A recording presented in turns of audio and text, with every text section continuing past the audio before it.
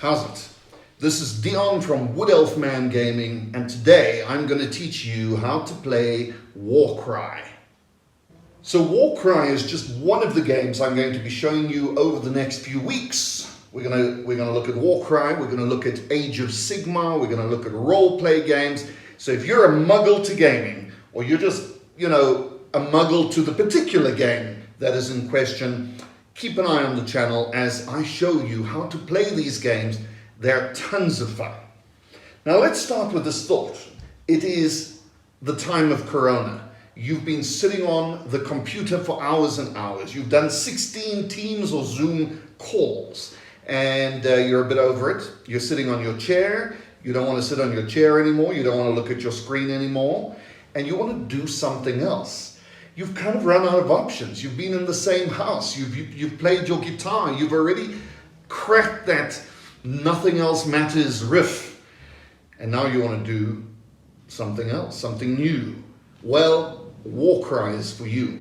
What is Warcry? Now, Warcry is a miniature version of Age of Sigmar. It is a game set in the world, the universe of Age of Sigmar. And Age of Sigmar is kind of the futuristic, a little down the road in time version of Warhammer.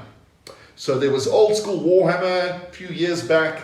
I've been playing that for about 20 years. And then they brought out Age of Sigmar, which is an amazing game, and all the bases went from square bases to round bases. And they made the number of models on the tabletop a little less, because old Warhammer, you could put down 200-300 models. It was mad, giant armies, whereas Age of Sigmar is designed for like 40-50 models. It's kind of that range. Whereas this game, Warcry, is really a game about a handful of models, 5, 6, 8 models maybe.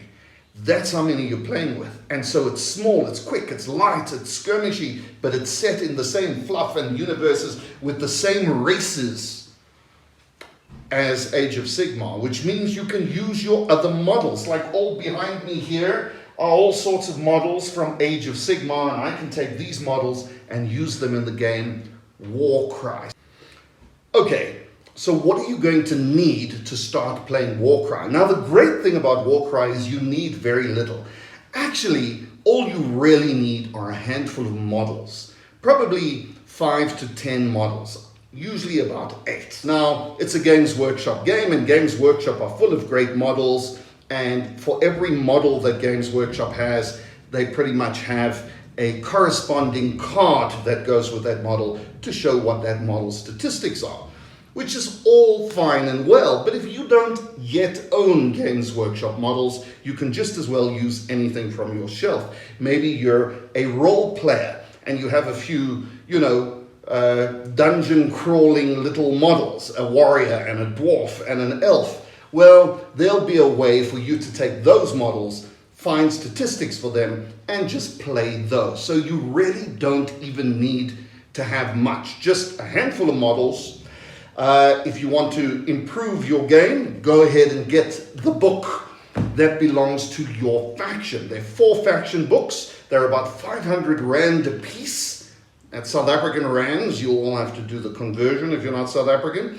And each faction, that is Order, Death, Destruction, and Chaos, have their own book, and it is full, chock and block, full of all the little cards you need to be able to mix and match models and characters from all over the realm, okay? So useful to have the book, but not entirely necessary, because a lot of this information can be found in other ways. For instance, you can buy a pack of cards belonging to your army. So if I want to play my tree people from the Age of Sigmar, I can grab the tree people cards if I don't have the book, and I can decide which of these cards I want to play based on the models that I have. But I could just as well use the book to do the same job. So what do you need again? You need a handful of models. You need the books or the cards, or just hop online and see if you can find the cards there.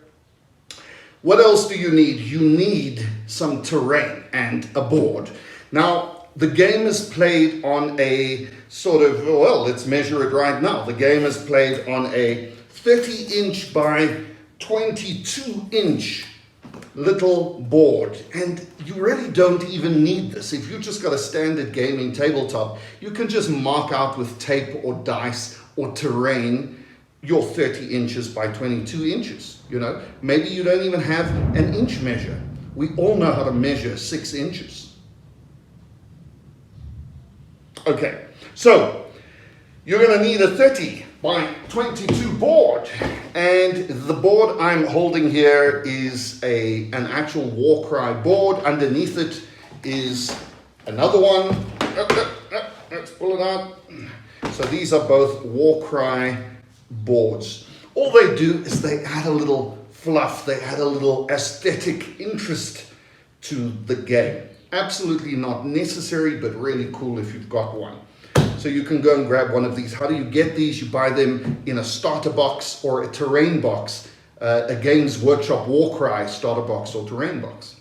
Okay. What else do you need? You need some measuring instruments, like these little inch measurements. That's 9 inches. That's also 9 inches. Or a tape measure that has inches. It's an inch measurement game, ladies and gentlemen. You will also need some dice. And in this game, you need 6 dice for the main play, and then you need a few what are called extra or bonus dice. Okay, so I like to use red as the bonus dice and some other color as the main dice. 6 main dice, 4 red dice, and you're sorted for one person to play. Okay, you'll also probably need some tokens. Again, you can get these in the starter boxes and the sets, but you don't have to. You could use pebbles, you could use marbles, you could use dice. I often use D20s to mark specific things in the game. But if you've got the little tokens that come with Warcry, they're very cool, and you'll need a few tokens to play the game. Okay, so you need some tokens or markers, you need some dice, you need some measuring instruments, you need some what do you call them, models, and you need a board, and then finally, and definitely not least, last but definitely not least, finally and definitely not least, who cares, you will need some terrain. Now, terrain is one of those things I would say you need. I mean, just like you need models to play the game, you kind of need terrain. Why?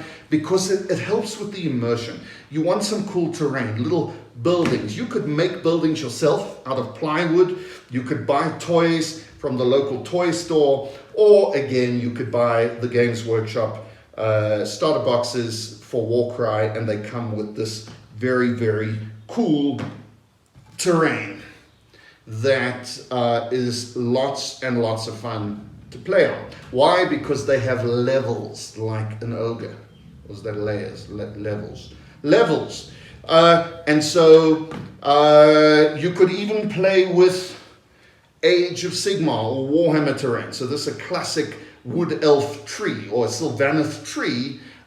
You could play with that kind of terrain as well. What does the terrain do? It prevents line of sight, it gives cover, it forces you to move in certain ways, it makes you have to climb buildings. It's really cool to have cool terrain. So the last thing that I'm going to tell you need are the game cards. The game cards. What are the game cards? We'll show you now in the rules section, but these are cards that kind of lay the game out for you, tell you what to do, and they randomize your experience. So by having the cards, it's a really convenient way to just go, deal, deal, deal, deal. That's the nature of the game. Let's play that game. It takes the thinking out of the setup.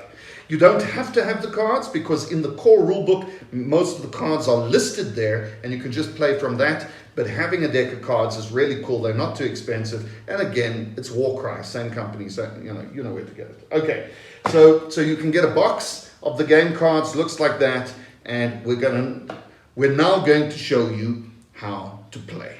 Okay, so we get started with this game with the cards. So you get your map out, you pull out your cards, and you and your opponent have both brought your 5 to 10 figures along. And by the way, that team, we'll get to it in a second, needs to be 1,000 points or less, no more than 1,000 points. And the cards will tell you how expensive the character is. Okay, so you've brought your 1,000 points of figures, and now you set out the game cards. Now, how do the cards work? There are 4 kinds of cards. The first kind of card is the layout card. It's got this funny little lion's head on the back. You draw one of these randomly. What does that do? Well, it gives you an indication of how you could set your map up. Now, why do you need that? Do you not have the imagination to set up your own map? Of course you do. But sometimes you get into a bit of a rut and you just want something you wouldn't have chosen.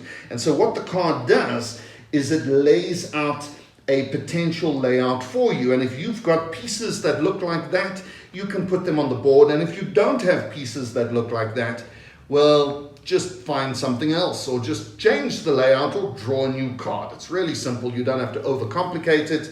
So I'm going to take this card as it is there and I'm going to lay that out right now. By the way, when you're laying out your cards, there's a little arrow on the card that says that's up.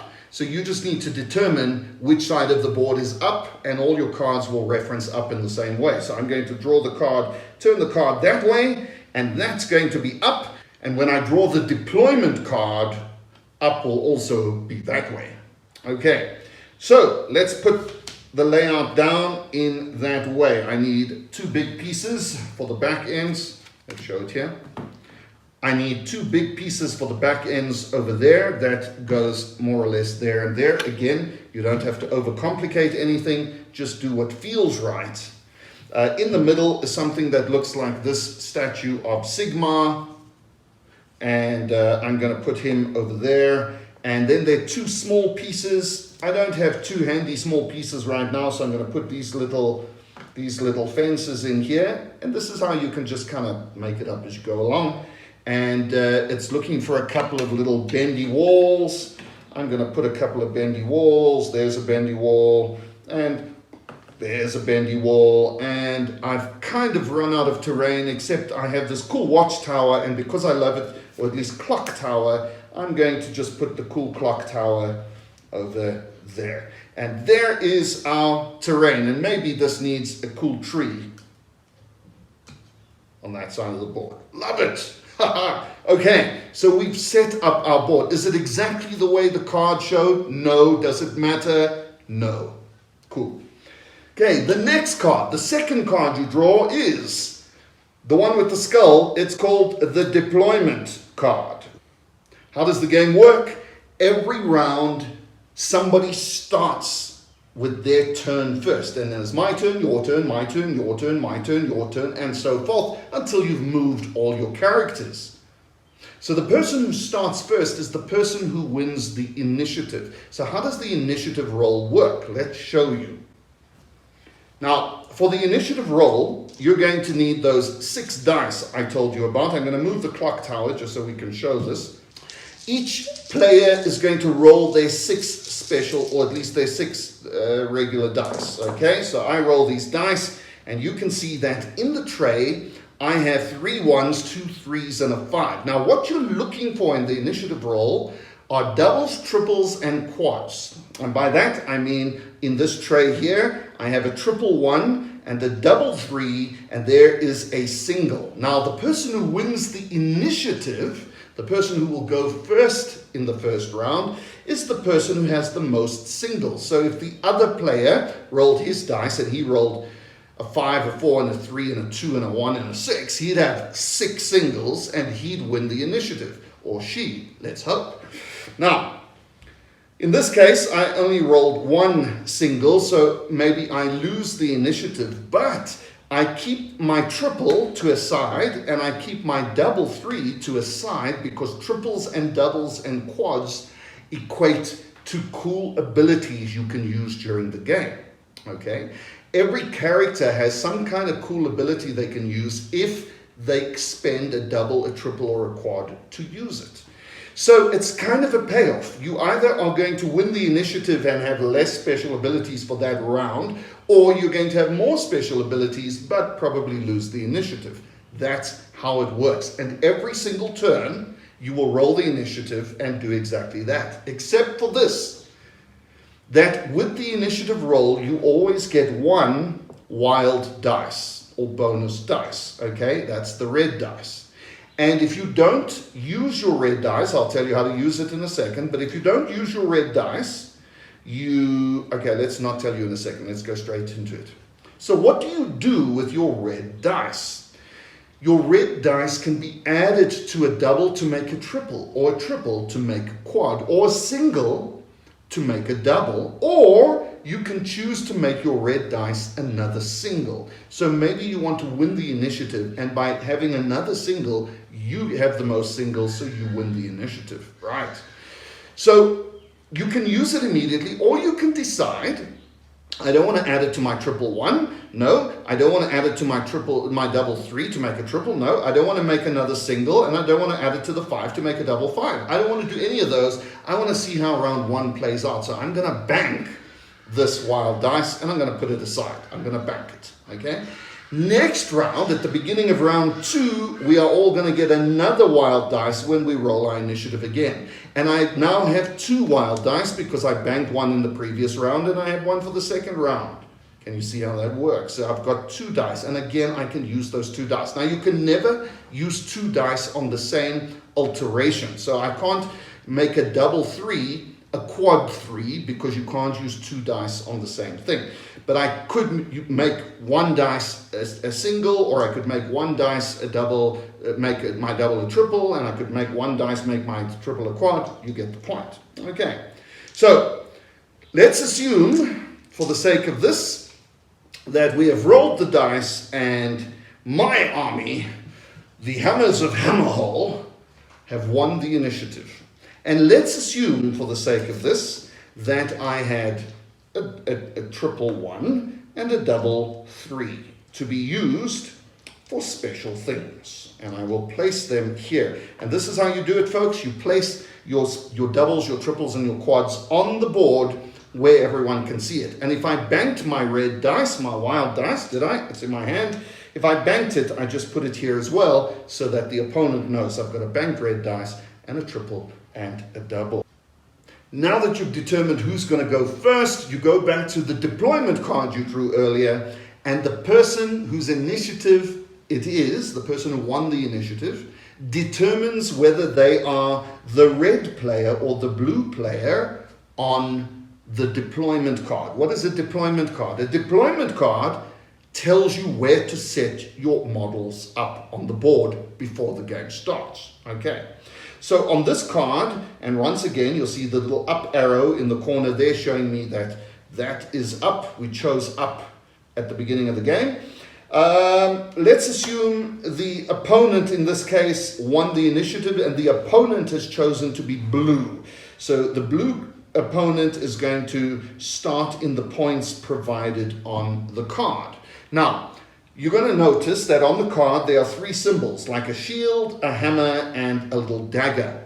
And that is part of how you have to set your army up. Before the game starts, you have to show your opponent the shield, the hammer, and the dagger. What does that mean? It means you have to arbitrarily, and maybe strategically, but I've not yet seen huge strategy in this, except to keep one strong person in each of your groups. You have to take your models and you have to determine who's in the dagger, the hammer, and the shield subgroups. Is there any rule for it? There's only one rule for it, and that is that your shield needs to be at least 1/3 of your force. But you must have at least 1 model in each of these subgroups. So it's really simple. You must split them in 3. Your shield must have at least 1/3 in, and that's all there is to it. So just set them up. I'm going to say that this horsey gunner guy is the hammer leader, and he'll have these 2 people. This elf is going to be the dagger leader, and he'll have those 2. And this wizard is going to be the shield leader, and he'll have these 2 guys over here. So shield, dagger, hammer. That's simple, right? And then when you look at the deployment card, the deployment says, put your dagger here, put your shield here, put your hammer here, and you just follow the card. And you do that immediately. Now, what the card could say is that one of these subgroups is only going to come into the game later at the beginning of round 2, or even at the beginning of round 3. at times. So you just follow that rule. If they're going to come in later, just put them off the board. So let's do that now. I'm going to take, I'm red. Oop, I'm showing you 2 cards here. Let's put that one back. Let's use this deployment card. I'm going to be putting my shield at that position on the board, which is right over there. Okay, so that was my shield. And you have to put your models wholly within 3 inches of the center of that point. So that point's there. I put all my models in a very tight circle right on that point. That's the shield. My hammer is coming in on round 2 from this position back here, over there somewhere, and my dagger is also coming in on round 2 from off the board into anywhere along this edge. And that's how they will come in on round 2. Okay, so they're not on the board yet. And that's it. You've now deployed. You deploy, they deploy, everyone's on the board where they should be, and now you're ready to get going. So, you've set your board up. You've brought your figures. You've split them into dagger, hammer, and shield. You've rolled off to see who has the initiative by determining who had the most singles on the roll. And then finally, you drew a deployment card and you put your models where they need to be on the board. What you don't know is why you're there. And that's called the victory condition. How do you win this game? Well, the card's going to tell you how to win this game. So we're going to grab the cards, you're going to shuffle them again, you're going to say go for it opponent, pick a card, or you're going to draw the top one, however you want to do it. So let's imagine we drew that card over there. This is the victory condition. It's called sudden death. And here, I need my glasses. The victory condition says, they who hold both idols can unleash the dark god's curse. So starting with the player who won the priority roll, right? We already did that. In this case, it was my opponent. Players place 1 objective each anywhere on the battlefield more than 8 inches from any other objectives and more than 6 inches from the battlefield edge. So we take an objective. Folks, you can use any kind of counter. I'm going to say that those are the objective counters. So my opponent's going to place this one, and I'm going to place this one. And starting with the person who won, that's him, he places his, and let's say he places his right here up on top of the bell tower. And let's say I place my, he can't place it there because that's not more than 6 inches from the edge of the map. So you use your distance measure and you say, okay, it's got to be further in. So he decides to place his up here on this green platform. And I decide to place mine. It has to be 8 inches away from his at least. I'm going to place mine on the other side of the map, on the other platform. So we both know that to get to those objectives, we have to climb. Okay. And what is the point of the game? If a player controls both objectives at the end of a battle, at the end of a battle round, okay, that player wins the battle. So this is one of those games where you play as long as you need to until you win, but it could be won in the first round or the second or the 5th round, doesn't matter. The player that controls both objectives when the round is over wins the game. That's it. That's all there is to it. Now, in the core rulebook, it's going to tell you that to control an objective, you have to be within an inch of the objective, and you have to have more models than the opponent within an inch of that objective, right? So if I've got a guy there, I control it. If he brings a guy, I still control it because he hasn't won it back from me yet by having 2 guys there. But if he brings a second guy, then suddenly he controls it because he has more people an inch away from the objective than I do. See how that works? So that's what we're going to be doing. We have to control these objectives. So now you could agree with your mate that these objectives are secret artifacts. And by gaining control of these secret artifacts, you're able to unlock the mysteries of the universe and gain the great weapon that's going to destroy the enemy or whatever it is that you want to decide. It really lends itself, folks, to a narrative kind of thing, right? If you like role play, you're going to like this game because you're going to give your characters names and you're going to have cool stories about why they're doing what they're doing, okay? Finally, Now that you know why you're playing, then just when you think you know what's going on, you draw the last card. And you put your glasses on so you can read it. And the last card is the twist, and it's got two twisty arrows. And you draw a card, and this twist card is going to tell you what cool, weird thing's going to happen to screw one of you over in this game, if not both of you. This twist happens to be Arcane Inspirations. Ancient hieroglyphs are etched into the walls of these ruins. For those who can interpret them, they are said to offer great knowledge and power. All fighters can use the following ability. Here's the twist. On a double, that means if you have a double that you rolled in your initiative, you own a double to spend.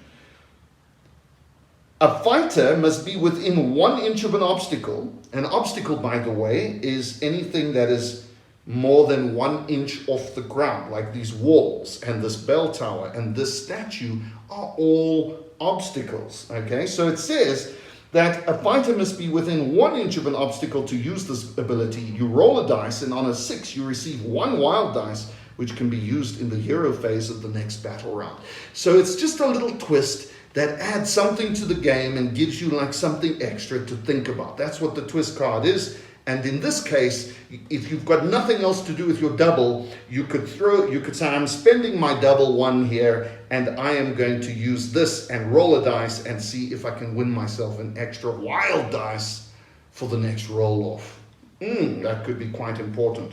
So now, what have you got? You're set up, you're ready to go, your fighters are on the battlefield. Let's say the enemy fighter's on the battlefield. I haven't put any down for him yet. Come on, Deon, let's put some enemy. Let's say that my opponent had some nice Sylvaneth Kurnoth hunters. And he deployed one over there, and he deployed one over there somehow, and that was how we started the game. So the game is divided into rounds and actions. Every round, players alternate 1 model at a time doing actions. Every character can do 2 actions per round, okay?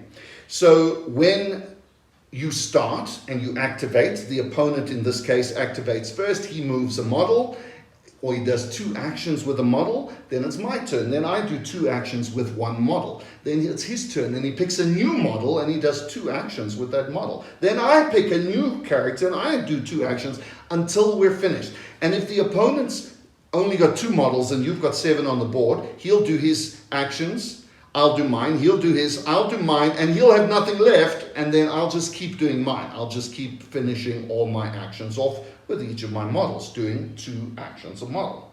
Okay? So what can you do in your actions? Number 1, you can move. Number 2, you can attack. Number 3, you can do special abilities using your quads, triples, and doubles. And finally, number 4, you can wait or hold to do something later on in the turn. Sometimes that's a useful tactical thing to do. Okay? Now, before we start the game, you're going to need to know what to do with your statistics. Let's have a look at this card. Firstly, you can see what the dwarf looks like, and you really want to try and represent this model with a model that looks something similar. So if you are going to proxy a model, try and do something that looks a bit similar so that you know what it is when you see it on the tabletop. The first thing you need to know is how much it costs. So this dwarf costs 260 points. So if you bought 4 of him, you'd actually be over the limit of 1,000 points in the game. He's clearly a leader type model. Most models are around the 100-point mark. This is a very highly costed model because he does cool things, okay? Over here is his Rune Mark. That Rune Mark tells you which faction he belongs to. In this case, he is a Caradron Overlord, okay? This little circle here has 3 statistics you need to know about. This arrow here is the speed. So he moves 10 inches every time he moves. And remember, you can do 2 things every round. So he can move 10 inches and then move another 10 inches. And that would finalize his movement for the round. And that will be a full total 20-inch movement. Okay. That little circle there is, with the 4 next to it, is his toughness, and this bottom number over here is his wounds or his hit points. So that's how many hit points you have to remove from him to take him down, or KO him, or remove him, or kill him in the face. Okay, so if you hit him 28 times, or if you do 28 wounds to him, he will finally die and leave the board, right?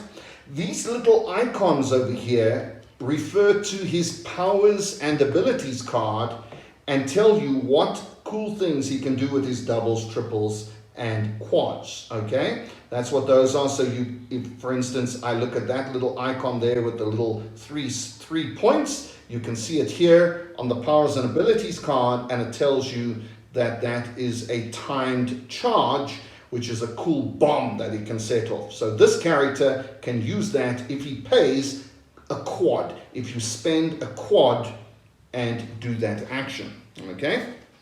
So there you go.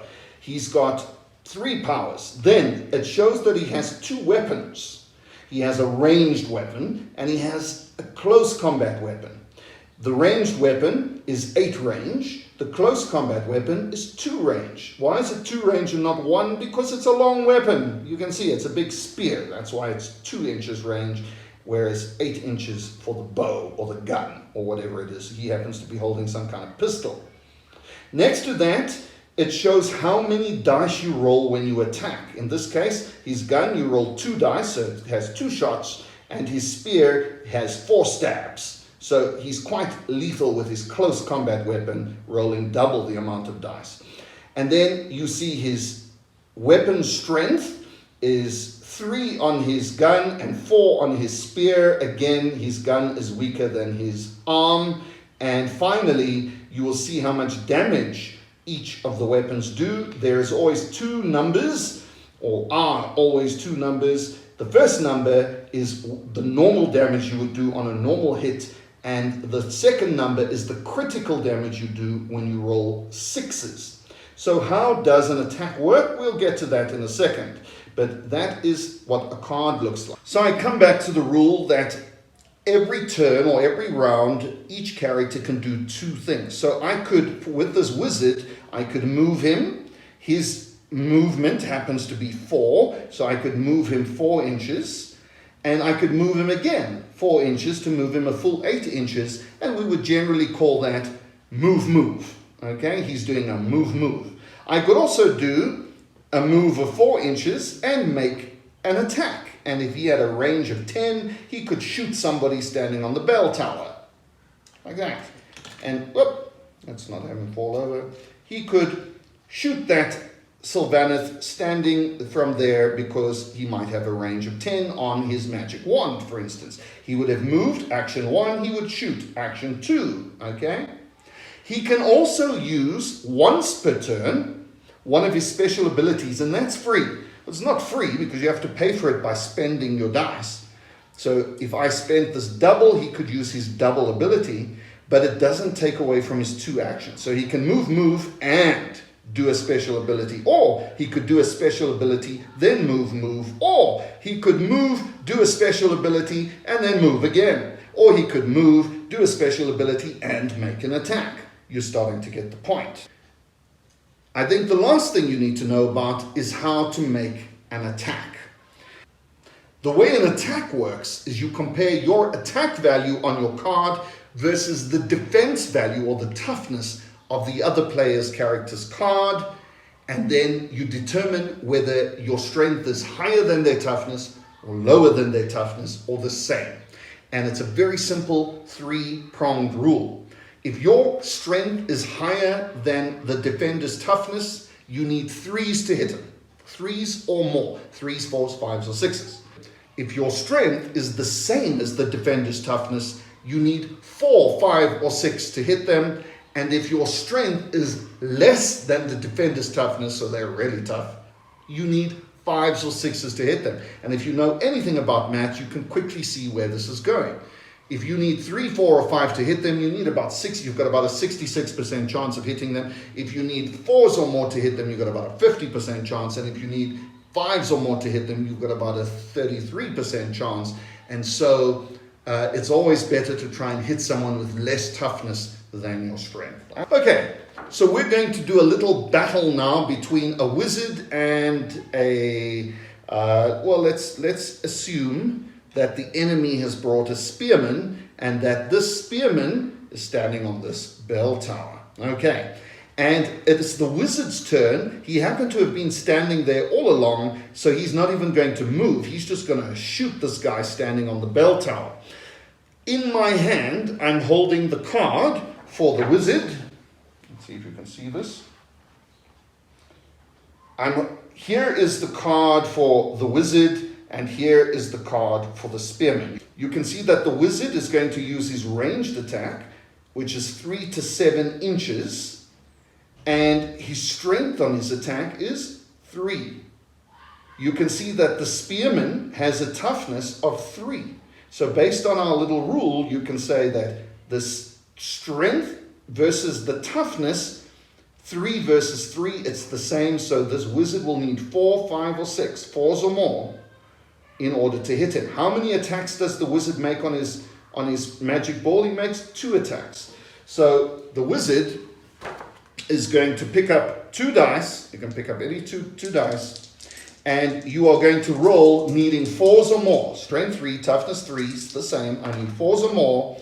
And in this case, I rolled a 1 and a 3. So both hits were not hits. They were misses. So he went choom choom with his fireballs. Choom choom choom. And the spearman did matrix style dodging. And the spearman is relieved not to have been hit. However, that was only his first action. His second action is to strike him again. So he shoots the fireballs again. And once again, he uses the same attack, the same weapon, which is his magic wand. And he needs 4s, okay? But this time, he says, hold on. I've got a double. And I want to use that double to do something cool. And one of the cool things you can do with the double, and that's just in the core rules, by the way, is that you can add an extra attack to the attack. And he says, I'm going to use this double to pay for an extra attack so I can throw 3 dice at the spearman and let's see what hits. So he needs 4s. He only gets a single hit of 4 or more. These two both fail, and then he consults the card to see how much damage he does on a normal hit. And if you look at the wizard, his normal damage is 3. If he did a crit, which means he rolled a 6, he would have got 6 damage. But he didn't roll a crit. He only rolled a 4, which was a normal hit, so he gets 3 damage, which means this spearman is going to take 3 damage, going from 10 down to 7 hit points. Now, how would you mark that? Well, you could either put these little blood tokens. Let's show the camera. You can either put these little blood tokens, 1, 3, 5, 10, and this is how many times the guy's been hurt, or you can take a D20,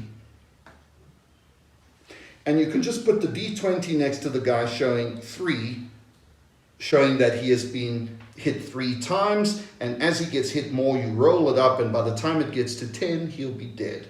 And that's how an attack works. Now remember, it's one thing just attacking each other here on the side, but the whole point of this game was that you want to control objectives. So really what you want to be doing is a lot of move, climb, get on top. And by the way, there are rules for climbing. It's very simple. You just simply measure the up, the vertical. So you measure the horizontal, then you measure the vertical, and you measure the horizontal again to get over onto the rim. And then you count all of that in your move, right? So what you want to do is you want to get all your models and go and capture the objectives. Of course, while you're doing that, the opponent is trying to shoot at you, kill you, gank you, get up on the thing and overwhelm you with numbers and gain control of the objective as well. And the first person in this particular game, because of this particular card that we drew, the first person to gain both objectives when the round is over says, I've won the game. And that's it. And a game like this would take, I don't know, 15 minutes, 20 minutes. That, ladies and gentlemen, is how Warcry works. It's really simple. The rules are all in the core rule book. You can get all the stuff online as well. Go check it out. So much fun. It's a great entry drug into Age of Sigmar, which is a bigger version of this with many, many more models. The great thing though about Warcry is that you start to love your models. You know, you paint up each individual. This guy here is called Xandar the Great. And I spent a little extra attention painting this model because I want him to look cool. I want to call him by name and I want him to be heroic on the battlefield. I'm Deon from Wood Elf Man Gaming, and I really hope you enjoy the channel, that you're sharing it with your buddies, that you're clicking like, that you're clicking share, that you're ringing the bell, that you're dinging the dong, that you're schninging the schnong, doing all that stuff. Catch you on the flip side.